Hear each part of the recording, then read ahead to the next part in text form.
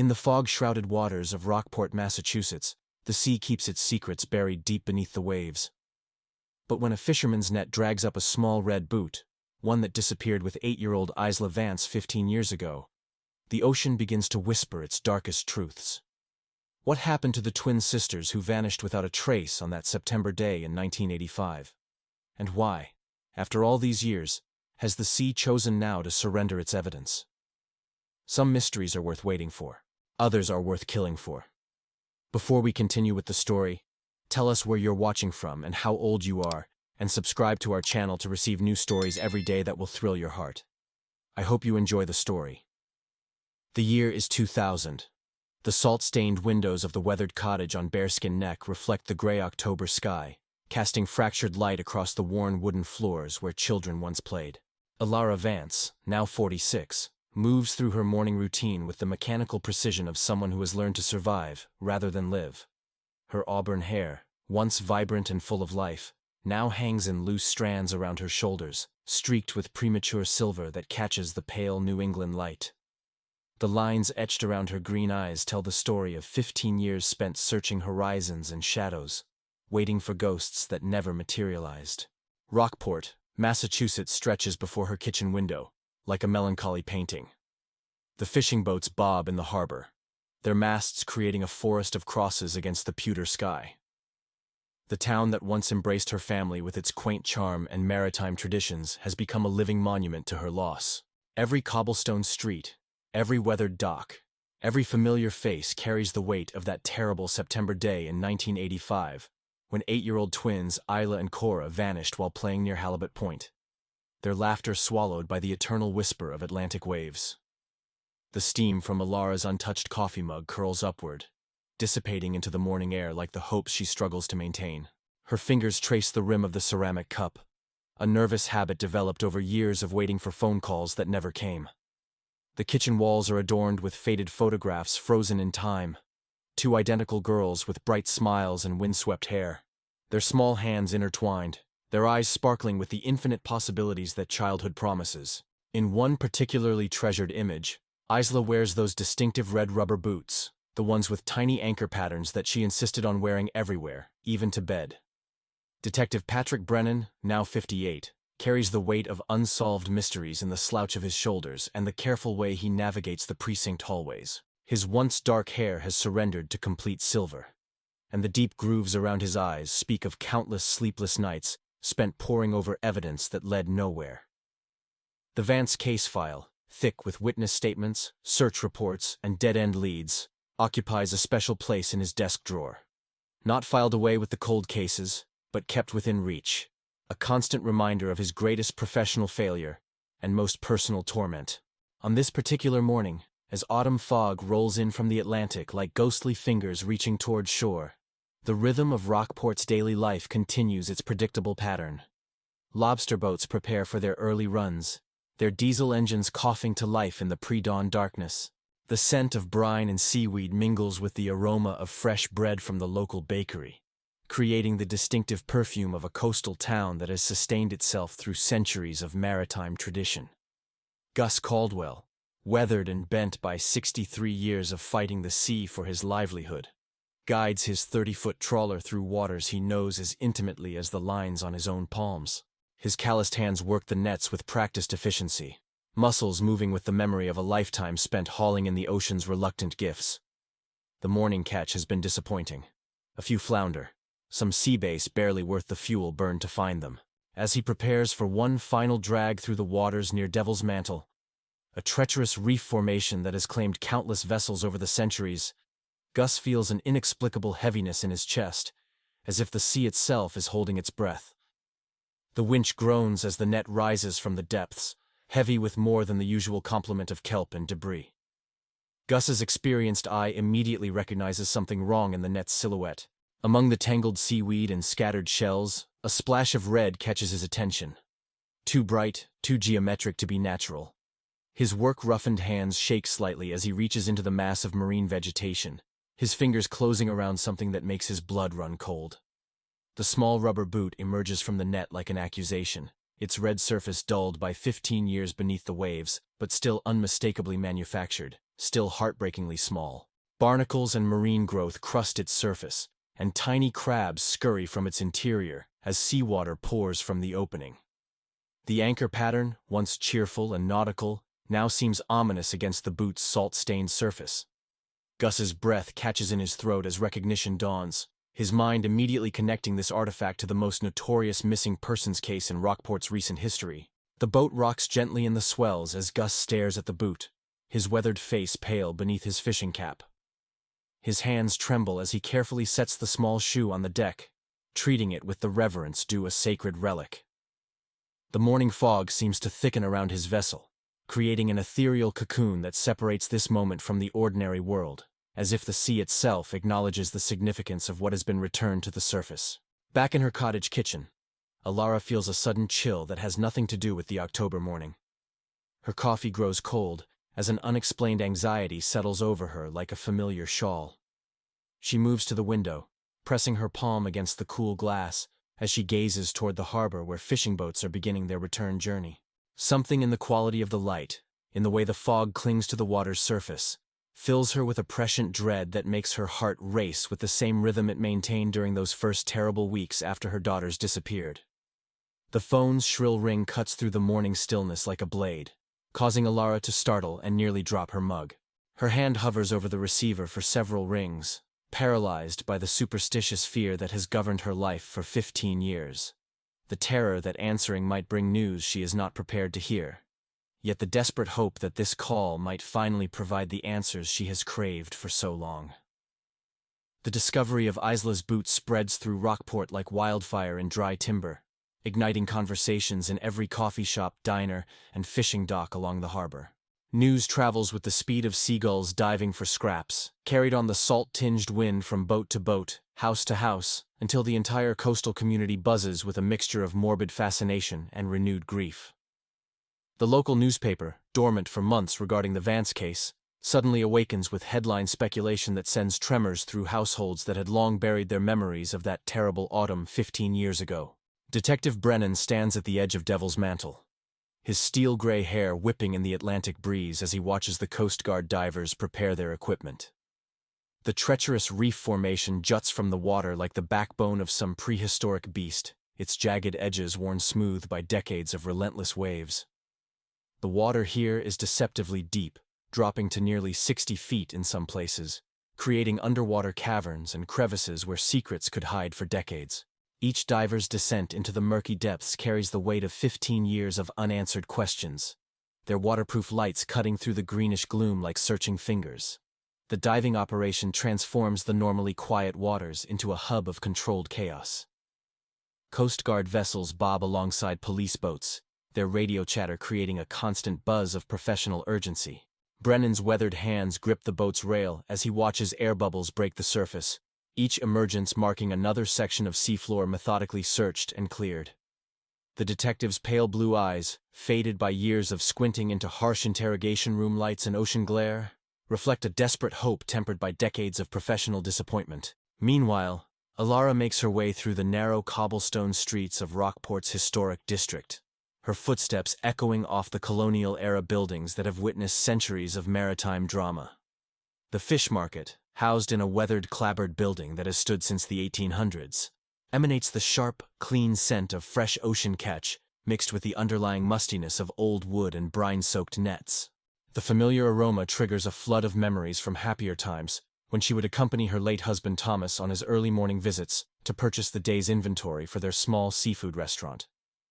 The market's interior is a testament to Rockport's fishing heritage, with hand-carved wooden displays showcasing the morning's catch on beds of crushed ice. Lobsters click their claws in saltwater tanks that bubble and hum with filtration systems.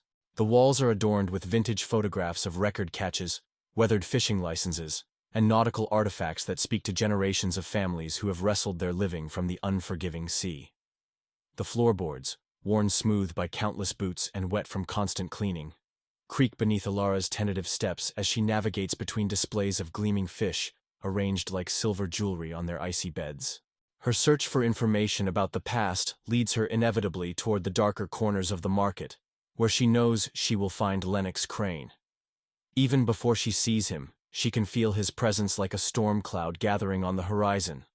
The other vendors and customers seem to unconsciously create a buffer zone around whatever corner he occupies, their body language betraying an instinctive discomfort with his perpetual aura of resentment and barely contained rage. Lennox emerges from the shadows near the market's rear entrance, like a figure from a maritime nightmare. At 53, he carries himself with the rigid posture of a man who has been broken and rebuilt multiple times, each reconstruction leaving him harder and more bitter than before. His once impressive frame, which had commanded respect in Rockport's fishing community during his prosperous years, now appears gaunt and angular beneath expensive clothing that seems incongruous with his current circumstances. His graying beard, meticulously maintained despite his apparent fall from grace, frames a face where deep-set hazel eyes burn with the intensity of unresolved grievances. The transformation in Lennox's appearance since Elara last encountered him is startling and unsettling. Gone are the oil-stained work clothes and calloused hands of an active fisherman. Instead, he wears a tailored wool coat that speaks of recent financial success, its dark fabric unmarked by the honest labor that once defined his identity. A gold watch glints at his wrist, catching the market's fluorescent lighting with an almost aggressive brilliance. His leather shoes, polished to mirror perfection, seem absurdly out of place on the market's perpetually damp floors. When Lennox's gaze settles on Elara, his expression shifts through a complex sequence of emotions like clouds racing across a turbulent sky. Recognition sparks first, followed immediately by a sneer that transforms his weathered features into a mask of undisguised contempt. Yet beneath the surface hostility, Elara detects something else, a nervous energy that makes him fidget with his expensive watch and repeatedly run his fingers through his beard. His body language suggests a man who has been expecting this confrontation, while simultaneously dreading it. The tension between them becomes almost tangible, crackling like electricity before a thunderstorm.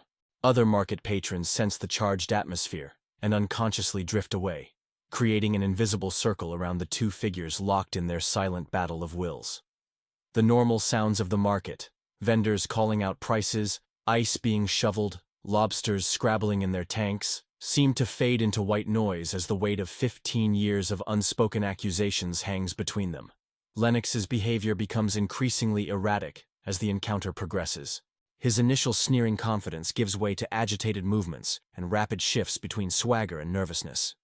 He repeatedly glances toward the market's exits as if calculating escape routes, then forces himself to stand straighter, puffing out his chest in an exaggerated display of dominance. His hands, soft now from months without hard labor, gesture expansively as he describes his recent change in fortune, with the manic enthusiasm of someone trying to convince himself as much as his audience. The climax of their encounter arrives when Lennox, with theatrical flourish, produces an antique sextant from beneath his coat. The navigational instrument, clearly worth thousands of dollars, gleams with brass fittings and intricate engravings that speak to its historical significance. The sextant's polished surfaces reflect the market's harsh lights, creating dancing patterns on the walls like captured sunlight on water. The gesture of offering such a valuable item carries an undercurrent of mockery, as if Lennox is simultaneously trying to impress and insult Elara with this display of his mysterious newfound wealth. Elara's reaction to the gift is visceral and immediate. Her hands remain rigidly at her sides, refusing to accept the offering, while her green eyes narrow with a mixture of suspicion and disgust. The sextant, beautiful as it is, feels tainted by Lennox's touch, carrying with it the weight of questions about how a failed fisherman suddenly acquired such expensive artifacts.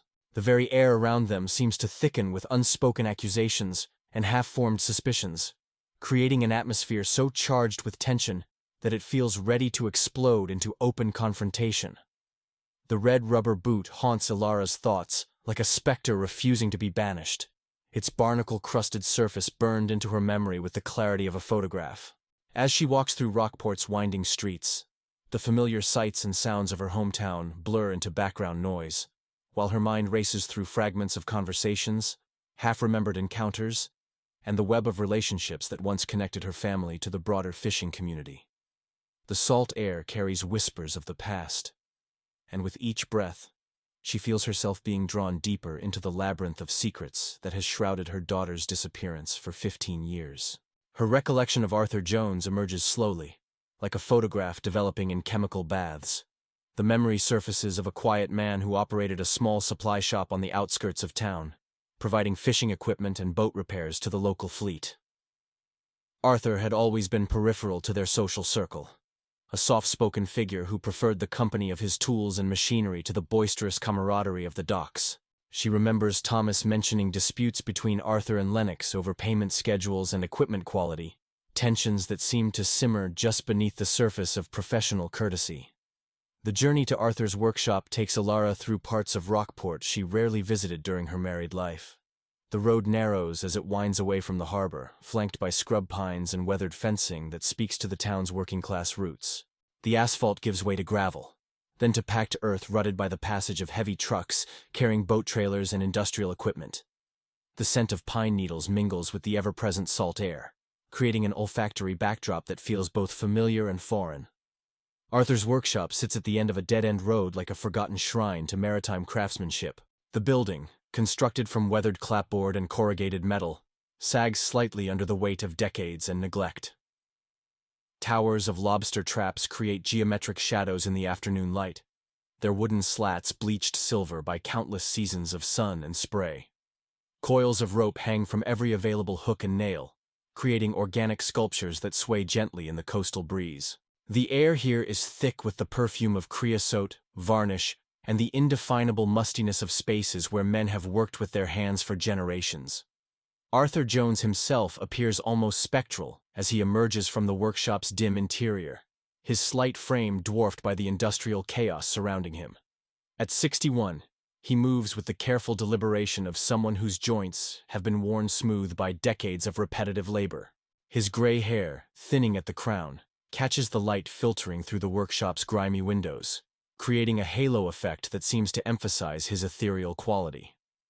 Wire-rimmed spectacles perch on his narrow nose, their lenses clouded with fingerprints and the residue of countless hours spent examining fine mechanical details. The transformation in Arthur's demeanor upon recognizing Elara is immediate and unsettling. His shoulders, already bent with age and work, seem to fold inward further, as if he is physically trying to make himself disappear. His hands, stained with years of grease and paint, flutter nervously from pocket to workbench, to the tools hanging within reach, seeking occupation to avoid the necessity of eye contact.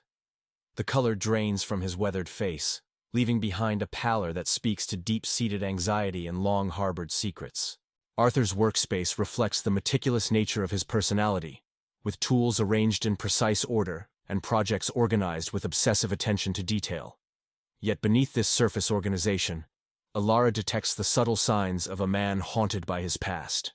Empty alcohol bottles line a shelf behind his workbench, their labels faded but their significance clear. Photographs of boats and fishing crews that once adorned his walls have been turned face down or removed entirely, leaving behind faded rectangles on the weathered wood that speak to deliberately forgotten memories. The weight of Elara's presence seems to press down on Arthur like a physical force. His breathing becomes shallow and rapid, visible in the rise and fall of his flannel shirt. Beads of perspiration form on his forehead despite the cool October air, and his hands develop a tremor that makes him fumble with the simple task of setting down his tools.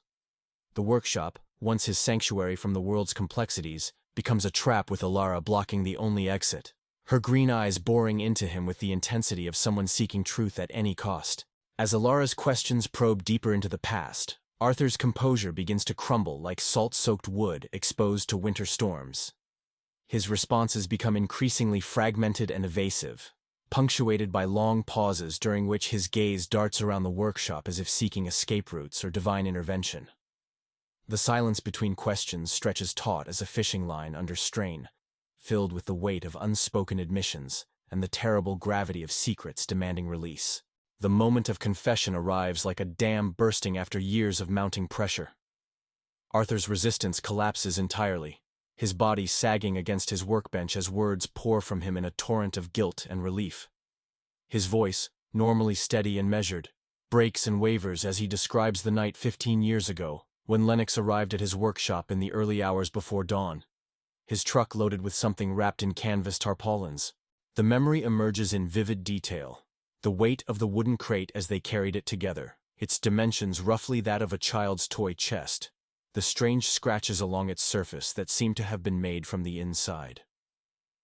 Arthur's hands shake violently as he describes the transaction. The envelope of cash that Lennox pressed into his palm with instructions to dispose of the crate in waters deep enough that it would never surface again. The money, more than Arthur had seen in months of honest work, burned in his pocket like stolen fire. His conscience battled with his desperation, a man struggling to keep his failing business afloat while wrestling with the growing certainty that he was participating in something fundamentally wrong. The confession transforms Arthur before Elara's eyes, aging him visibly as the weight of 15 years of suppressed guilt settles onto his shoulders like a physical burden. His workshop, filled with the honest tools of maritime labor, suddenly feels contaminated by the presence of his secret shame. Every rope, every hook, every implement of the fishing trade becomes a potential reminder of that night when he chose survival over conscience, money over morality. Elara's reaction to Arthur's revelation is visceral and immediate. Her heart pounds with such violence that she can hear her pulse in her ears, drowning out the distant sound of waves against the shore. The workshop seems to spin around her as the implications of Arthur's confession cascade through her consciousness like falling dominoes. The crate he described matches exactly the hope chest that Thomas had crafted for Cora's 8th birthday, a piece of furniture that had disappeared along with her daughter 15 years ago. The drive back to her cottage passes in a blur of autumn landscape and racing thoughts. Elara's hands grip the steering wheel with white-knuckled intensity as her mind struggles to process the magnitude of what Arthur has revealed. The familiar streets of Rockport feel foreign and threatening now, every shadow potentially concealing additional secrets. Every face in her peripheral vision, a possible conspirator in the tragedy that destroyed her family. Her cottage, normally a sanctuary of familiar comforts and cherished memories, feels alien and unwelcoming as she enters. The photographs of Isla and Cora that line her mantelpiece seem to watch her with accusatory eyes, as if questioning why it has taken 15 years for these truths to surface. The floorboards creak beneath her restless pacing, each sound amplified in the unnatural silence that has settled over her home like a funeral shroud. Sleep becomes impossible as the night deepens around her cottage. Elara lies in her bed, staring at the ceiling where moonlight creates shifting patterns through her curtains, while her mind churns through scenarios and possibilities with relentless persistence. The red boot, Arthur's confession, Lennox's mysterious wealth, and Cora's wooden chest weave together into a tapestry of horror that grows more detailed and terrifying with each passing hour, keeping her suspended between waking nightmare and the promise of revelations yet to come. The morning sun casts long shadows across Rockport's harbor as Elara approaches the docks for the first time in 15 years, her footsteps echoing against the weathered planks with the hesitant rhythm of someone walking through a graveyard of memories. The familiar scents of salt, tar, and fish overwhelm her senses, triggering a cascade of recollections so vivid they threaten to buckle her knees. This is where Thomas used to secure his modest fishing vessel, where Isla and Cora would run between the mooring posts playing tag, while their parents conducted business with suppliers and buyers. Every creaking board beneath her feet whispers of happier times, when laughter mixed with the cries of gulls overhead. The docks stretch before her like fingers reaching into the Atlantic, their surfaces slick with morning dew and the residue of countless tides. Lobster traps tower in geometric pyramids along the pier, their wooden slats weathered to the color of driftwood and secured with ropes that have absorbed so much brine they glisten in the early light. The air vibrates with the constant hum of boat engines, the mechanical symphony of winches and pulleys, and the rhythmic slapping of waves against hulls that creates Rockport's maritime heartbeat. Elara's hands tremble as she grips the metal railing that runs along the pier's edge, her knuckles white with the effort of maintaining composure in a place that holds such profound personal significance. The harbor spreads before her like a living tapestry, with fishing boats of every size and vintage bobbing at their moorings. Some vessels bear the proud polish of successful operations, their paint fresh and their hardware gleaming, while others show the weathered resignation of crews struggling against economic tides as unforgiving as their oceanic counterparts. Her search for information leads her toward the harbor master's office, a small building that squats at the land end of the longest pier, like a guardian watching over the maritime community. The structure, built from the same weathered clapboard that characterizes much of Rockport's architecture, seems to lean slightly toward the water, as if drawn by the irresistible pull of the sea. Windows clouded with salt spray provide glimpses of the organized chaos within, where charts, tide tables, and communication equipment compete for space with coffee-stained logbooks and decades of accumulated maritime paperwork. Finn McReady emerges from behind a stack of lobster traps, like a figure materializing from Rockport's working soul. At 26, he carries himself with the easy confidence of someone who has found his place in the world's rhythms. His movements fluid and economical as he navigates the dock's obstacles with practiced grace. His weathered canvas jacket bears the stains and patches that mark it as a working garment, while his boots show the scuffs and salt stains of countless hours spent on wet decks under challenging conditions. His dark hair, perpetually tousled by harbor winds, frames a face that combines youthful energy with the premature lines that mark those who earn their living from the sea. The recognition in Finn's eyes when he sees Elara is immediate and profound, transforming his casual demeanor into something approaching reverence. His work-roughened hands pause in their task of sorting fishing gear as memories of two laughing 8-year-old girls flood his consciousness.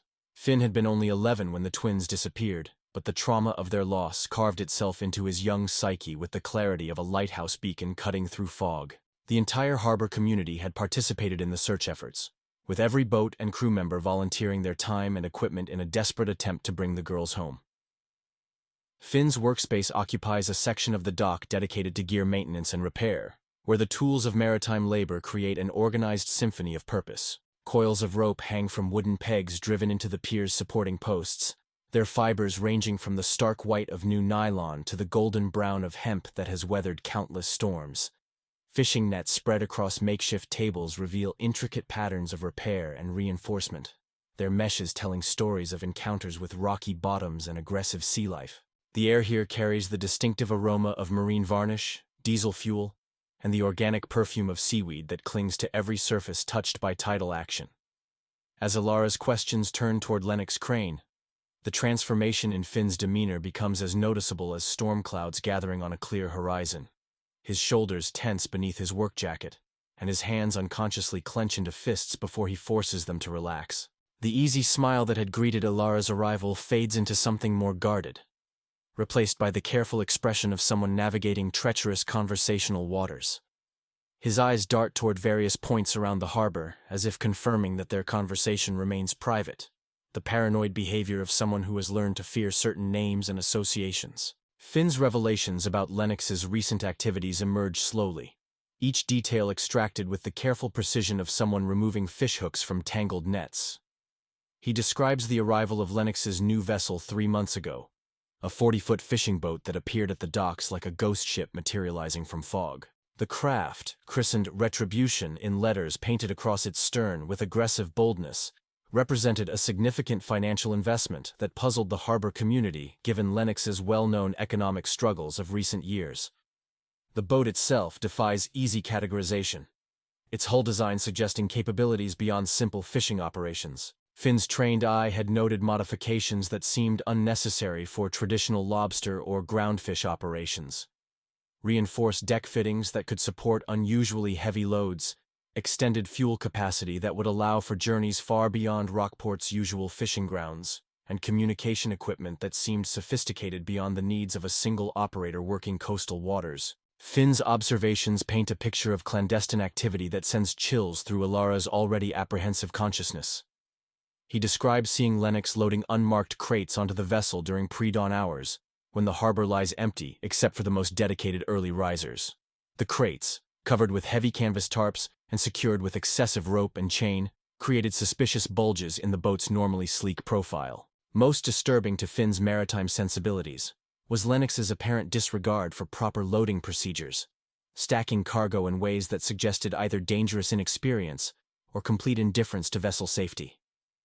The young dockworker's voice drops to barely above a whisper as he describes Lennox's behavior during these mysterious loading operations. The older man moved with the furtive urgency of someone engaged in activities that could not bear scrutiny, constantly scanning the harbor for observers while working with an efficiency that suggested extensive practice.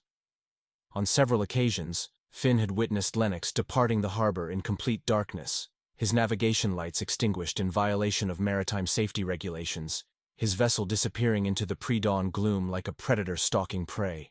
Most unsettling to Finn's account are the reports from other fishermen who had encountered Lennox's vessel in unexpected locations.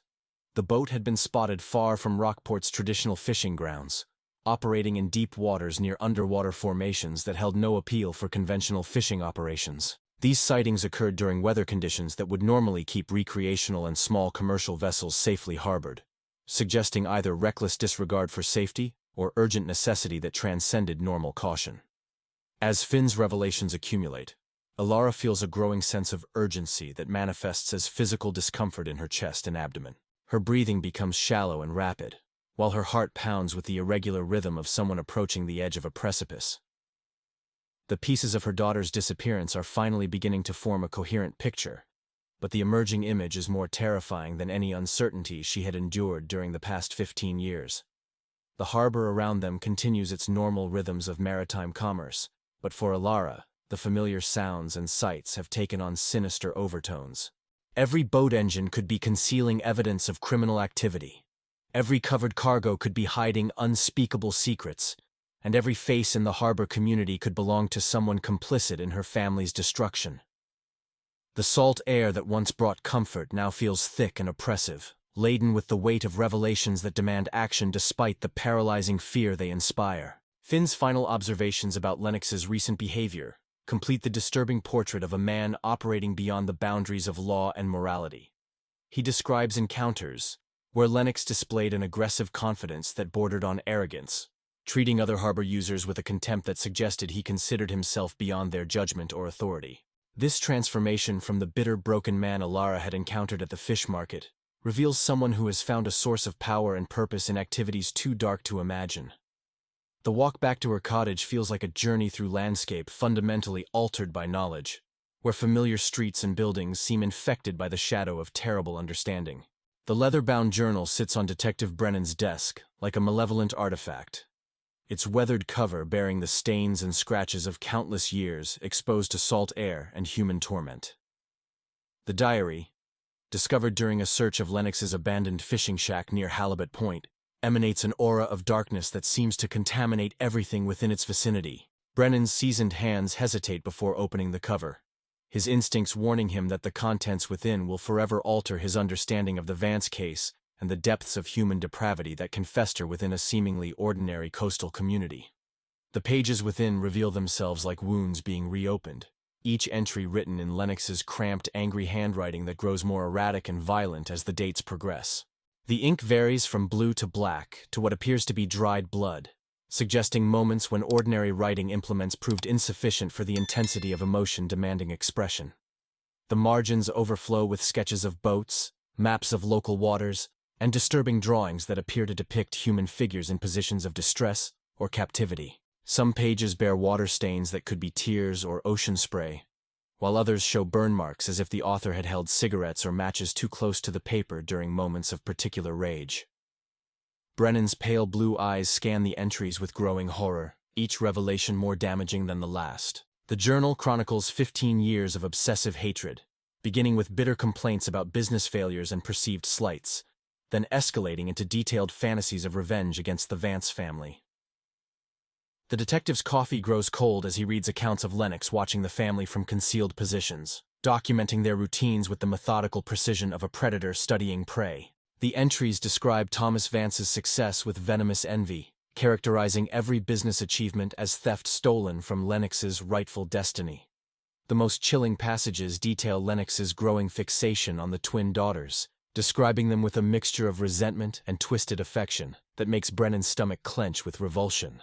The journal reveals how Lennox convinced himself that destroying the Vance family would somehow restore his own fortunes, as if their happiness were directly responsible for his misery. The handwriting becomes increasingly unhinged as it approaches September 1985, with entries describing careful preparations and timeline calculations that read like military operation plans designed by a madman. The phone in Brennan's office shrills through the afternoon silence, its harsh ring cutting through his concentration like a blade. His hand trembles slightly as he reaches for the receiver, the weight of the journal's revelations making even simple actions feel laden with significance. Elara's voice, when it comes through the earpiece, carries a breathless urgency that perfectly matches his own growing sense of impending crisis. Her words tumble over each other as she describes her discoveries about Lennox's mysterious boat and its suspicious activities, each detail she provides adding another piece to the horrifying puzzle emerging from the diary's pages. The police station transforms into a hive of controlled chaos as Brennan mobilizes every available resource for what may be their final opportunity to resolve the Vance case.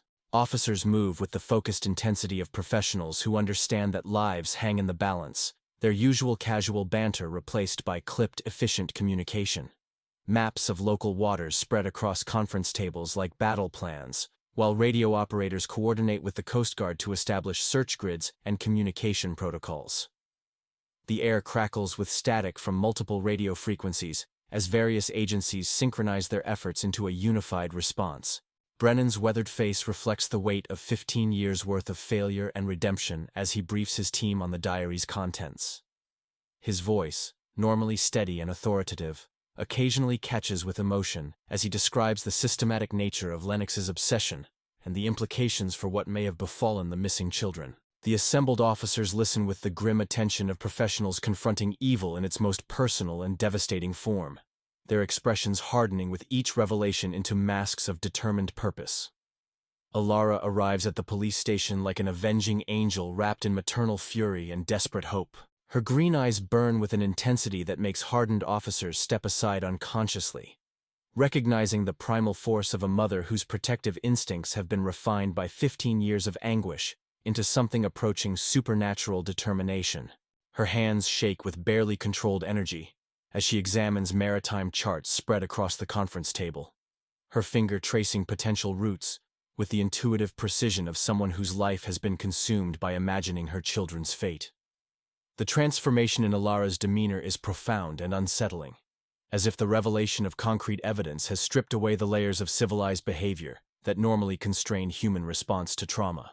Her voice, when she speaks, carries a cold certainty that makes experienced investigators uncomfortable, the tone of someone who has moved beyond fear into a realm where only justice and vengeance hold meaning. She studies photographs of Lennox's vessel with the focused attention of a general planning assault, memorizing every detail of the craft that may hold the key to her daughter's fate. The harbor erupts into coordinated activity as Coast Guard vessels prepare for emergency deployment, their crews moving with the practiced efficiency of maritime professionals accustomed to life-and-death operations.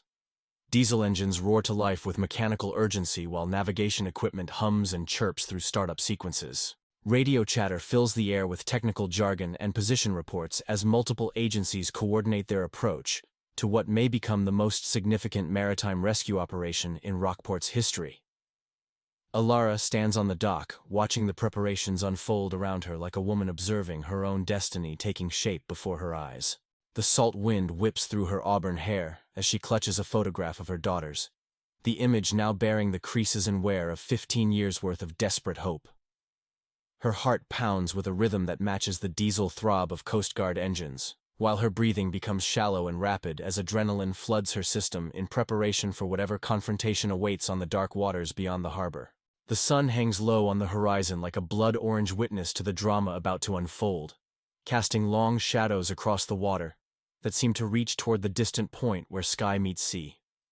The temperature drops as evening approaches, bringing with it the kind of crystalline clarity that makes distant objects appear deceptively close, while simultaneously emphasizing the vast emptiness of the Atlantic Ocean, where a single vessel could disappear without trace. Coast Guard communications crackle with position reports and tactical updates as the search fleet spreads across the waters beyond Rockport's protective harbor. Each vessel maintains radio contact while following predetermined search patterns designed to maximize coverage of the areas where Lennox's boat might be operating.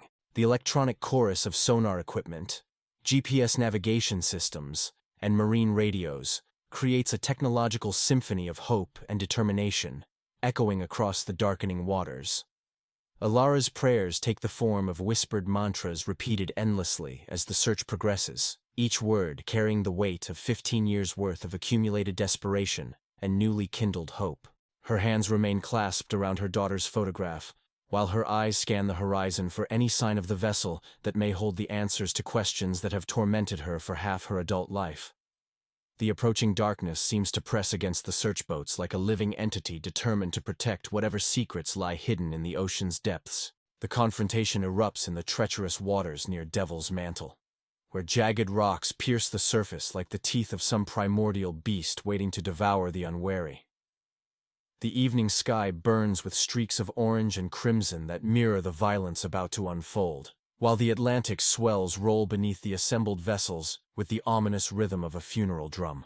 Coast Guard cutters form a deadly semicircle around Lennox's vessel, Retribution, their searchlights cutting through the gathering darkness, like accusatory fingers pointing toward 15 years of hidden guilt and unimaginable cruelty. Lennox Crane stands on his boat's deck like a figure from maritime nightmare, his once carefully groomed appearance now wild and disheveled by desperation and madness. His expensive wool coat hangs open and torn, revealing the stained shirt beneath that speaks to days spent in the cramped confines of his vessel with whatever dark cargo he has been transporting. His graying hair whips in the salt wind like the mane of a cornered animal, while his eyes burn with the feral intensity of someone who has finally been stripped of all pretense and social masks. The gold watch that once symbolized his mysterious prosperity now catches the searchlight beams with manic glints that seem to mock the futility of material success in the face of moral bankruptcy.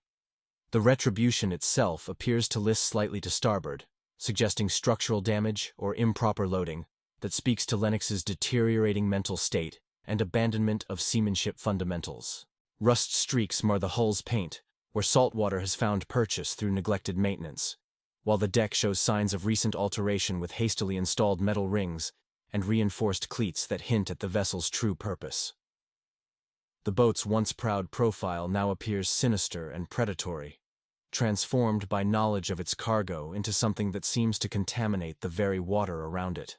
Detective Brennan coordinates the operation from the Coast Guard cutter's bridge, his weathered face illuminated by the green glow of radar screens and navigation equipment. His hands grip the radio microphone with white-knuckled intensity as he attempts to maintain communication with the desperate man who holds the key to 15 years of torment.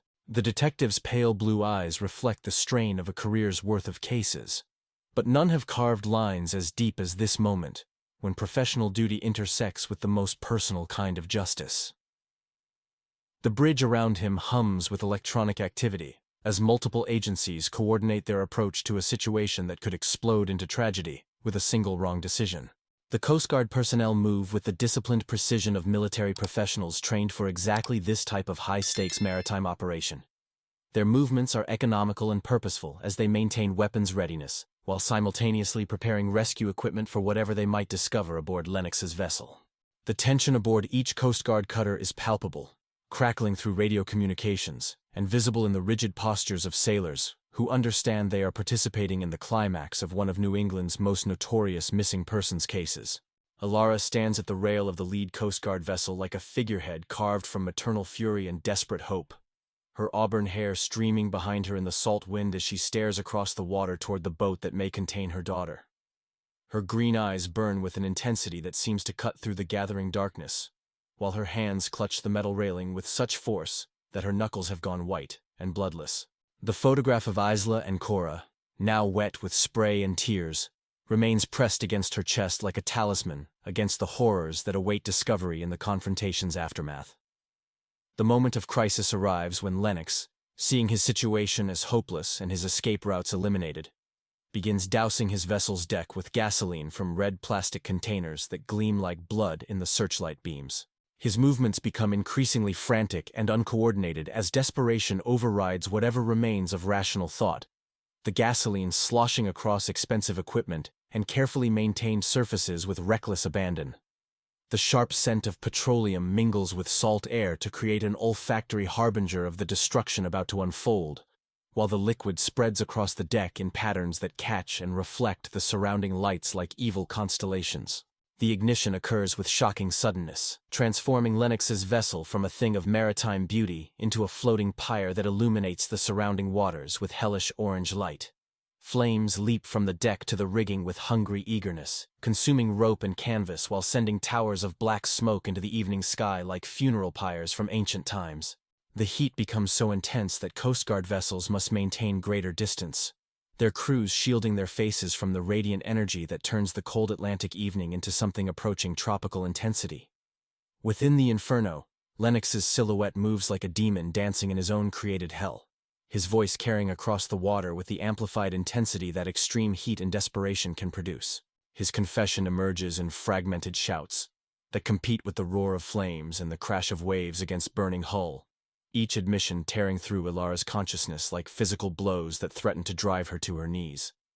The revelation of Cora's death hits with the force of a tidal wave, washing away 15 years of hope and replacing it with a grief so profound that it threatens to consume her sanity. Yet even as Lennox's words destroy one daughter's future, they offer salvation for another. His admission that Isla remains alive somewhere within the burning vessel transforms the scene from one of pure tragedy into desperate rescue operation. Coast Guard personnel launch inflatable boats with the urgency of men racing against time itself, their powerful engines churning the dark water as they navigate between floating debris and patches of burning gasoline that have spread from the main vessel like liquid fire seeking new fuel to consume. The rescue unfolds with heart-stopping drama as Coast Guard swimmers, protected by fire-resistant suits and breathing apparatus, plunge into waters that shimmer with heat and petroleum residue. Their movements through the burning chaos display courage that transcends normal human limitations, driven by the knowledge that an innocent life hangs in the balance of their success or failure. The water around the burning vessel hisses and steams where flames meet ocean, creating a hellscape of competing elements that threatens to overwhelm even the most experienced maritime rescue specialists. Brennan coordinates the rescue operation with the focused intensity of someone whose entire career has led to this single moment of redemption or failure. His voice over the radio remains steady despite the chaos unfolding before him. Each command delivered with the authority of someone who understands that leadership in crisis requires absolute calm regardless of internal turmoil. The detective's eyes never leave the burning vessel as he watches his officers risk their lives to recover what may be the last surviving piece of a family destroyed 15 years ago by one man's jealousy and hatred. The discovery of Isla occurs in the vessel's forward compartment, where she lies in a makeshift prison that speaks to years of captivity and unimaginable psychological torture. Her appearance shocks even experienced rescue personnel into momentary silence, her 23-year-old body bearing the physical evidence of prolonged confinement, while her eyes reflect a trauma so profound that it seems to have replaced her very soul with something hollowed out and barely recognizable as human. The rescue swimmer who finds her cradles her unconscious form with the tenderness reserved for the most fragile of treasures, his professional training warring with personal horror at what human cruelty can accomplish given sufficient time and isolation. The moment of reunion between Elara and her surviving daughter transcends the dramatic backdrop of fire and rescue operation, creating a bubble of profound emotion that seems to exist outside normal time and space. Elara's hands shake as she touches Isla's face for the first time in 15 years, her fingers tracing features that have matured from childhood into young womanhood under circumstances too horrible to contemplate. The tears that flow between mother and daughter seem to carry the weight of all the missed birthdays, lost conversations, and stolen moments that Lennox's cruelty has forever placed beyond recovery. As the burning vessel finally surrenders to the Atlantic's embrace, sinking beneath waves that hiss and steam from contact with the superheated metal, the scene transforms from one of violence and destruction into something approaching peaceful resolution. The flames that consumed Lennox's floating prison become a funeral pyre for the evil that has haunted Rockport for 15 years, their light reflecting off the water like beacons guiding lost souls toward whatever redemption remains possible after such profound tragedy and miraculous salvation. The Essex County Correctional Facility sits like a monument to human failure against the gray November sky, its concrete walls and razor wire creating geometric patterns that seem designed to drain hope from the surrounding landscape. Within its sterile confines, Lennox Crane occupies a cell that has become both his prison and his confessional. The fluorescent lights casting harsh shadows that emphasize the deep lines etched into his face by decades of accumulated bitterness and recent exposure to consequences. His expensive clothing has been replaced by orange prison garb that hangs loosely on his diminished frame, the transformation from prosperous businessman to common criminal complete in every visible detail. Detective Brennan sits across from Lennox in the interview room, separated by a metal table scarred with scratches and stains that speak to countless interrogations and broken confessions. The detective's weathered hands rest flat on the surface as he listens to details that fill in the horrifying gaps of a 15-year-old mystery, his pale blue eyes reflecting the exhaustion of someone who has finally reached the end of his career's most haunting case. A digital recorder captures every word with mechanical precision, preserving for posterity the systematic destruction of innocence that began with professional jealousy and metastasized into unthinkable cruelty.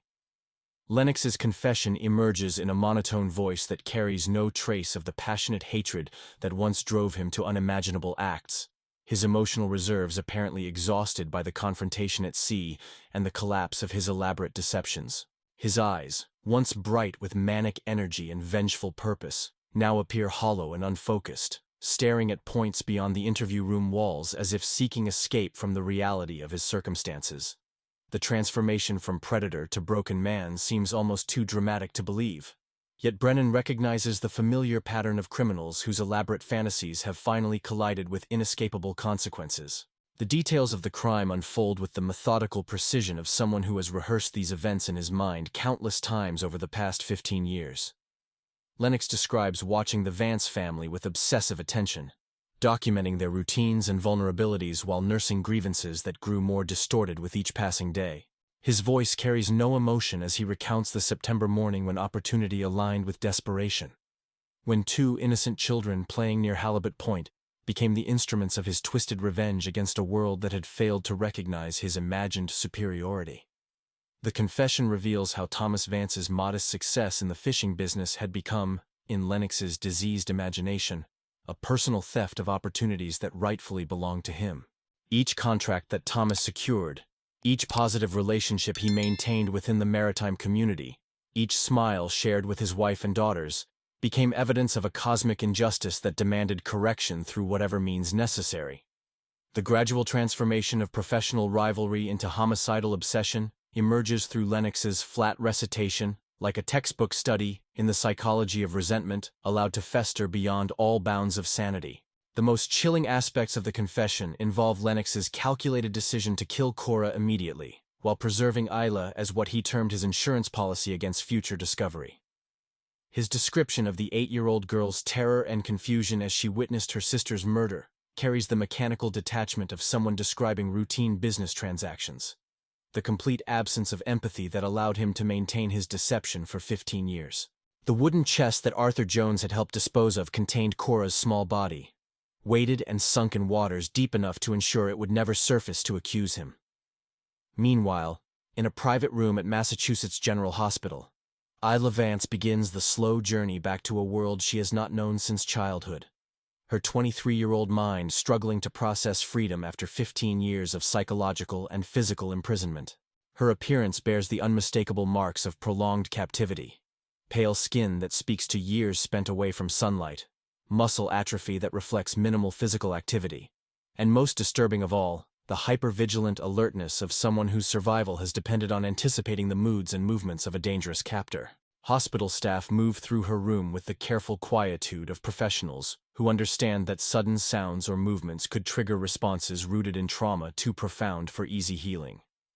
Elara maintains constant vigil beside her daughter's bed, her own appearance transformed by the emotional whiplash of grief and joy, loss and recovery, that has redefined her existence within the span of a single week. Her auburn hair, now showing more silver than she had noticed during her years of searching, falls around shoulders that seem simultaneously burdened by sorrow for Cora and lightened by gratitude for Isla's survival. Her green eyes, once dulled by endless grief, now burn with the fierce protectiveness of a mother determined to shield her surviving child from any further harm, even as she struggles to comprehend the magnitude of what Isla has endured. The hospital room becomes a sanctuary where time moves at the pace of healing, rather than the relentless forward march of normal existence. Elara speaks to Isla in the soft, continuous murmur that mothers use with newborns, her voice carrying 15 years of accumulated lullabies, bedtime stories, and whispered assurances that she had hoped her daughter might somehow hear across whatever distance separated them. The words flow without expectation of response, creating an auditory cocoon of maternal love that requires nothing from Isla except the simple fact of her continued existence. Arthur Jones finds his own form of redemption in the aftermath of truth's emergence. his workshop becoming a place of honest labor rather than a shrine to suppressed guilt. The tools that once mocked him with memories of his complicity in evil now serve their intended purpose of creating and repairing rather than concealing and destroying. His hands, no longer trembling with the constant anxiety of hidden knowledge, work with renewed steadiness as he crafts memorial plaques and repairs fishing equipment for families who have welcomed him back into the community's embrace despite his past failures of moral courage. The transformation in Arthur's demeanor is visible to anyone who encounters him in Rockport's commercial district, where he now walks with the upright posture of someone who has confessed his sins and found forgiveness in both divine and human forms. His workshop, once a place of isolation and torment, becomes a gathering spot for other fishermen who appreciate his skill and respect his journey from complicity to redemption. The empty alcohol bottles that once lined his shelves have been replaced by photographs of boats he has helped restore and families he has served, creating a visual testament to the possibility of finding purpose after betrayal.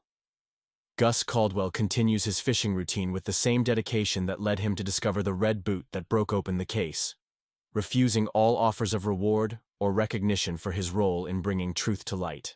His weathered face bears the satisfaction of someone whose simple adherence to duty has contributed to justice, though he deflects any praise with the modesty characteristic of men who see extraordinary acts as merely the expected response to circumstances requiring action. His boat continues to work the waters near Devil's Mantle, now carrying the additional burden of ensuring that the sea gives up any remaining secrets that might provide closure to families affected by Lennox's crimes. Detective Brennan completes the final paperwork of the Vance case with the methodical attention to detail that has characterized his entire career, each document bearing witness to his determination to ensure that no aspect of the investigation remains unresolved. His desk, cluttered for 15 years with evidence and theories related to the missing twins, finally achieves the organized clarity that comes with complete resolution. The case files, now thick with confessions and evidence, will join the archives as testimony to both the persistence required for justice and the terrible patience that evil can maintain when it believes itself secure from discovery. The return to Elara's cottage on Bearskin Neck marks not an ending but a beginning, as mother and daughter begin the long process of learning to exist together in a world neither has known for 15 years. The rooms that once echoed with the silence of loss now vibrate with the tentative sounds of reconstruction. Elara's gentle movements as she prepares meals for two, Isla's hesitant footsteps as she explores spaces that were once familiar but now seem foreign, and the gradual emergence of communication that will eventually bridge the gap created by trauma and time. The cottage itself seems to respond to the presence of both residents, as if the building has been waiting 15 years for this reunion to restore its proper purpose as a home rather than a shrine to grief. Sunlight streaming through salt-stained windows illuminates photographs of happier times, while simultaneously welcoming the possibility of creating new memories to balance the weight of sorrow that has dominated these rooms for too long. The future spreads before them like uncharted waters, dangerous and unpredictable, but rich with possibilities that neither woman had dared imagine during the dark years of separation and searching. We want to hear your opinion about this thrilling story. What do you think will happen with them? Tell us your name, where you are watching from.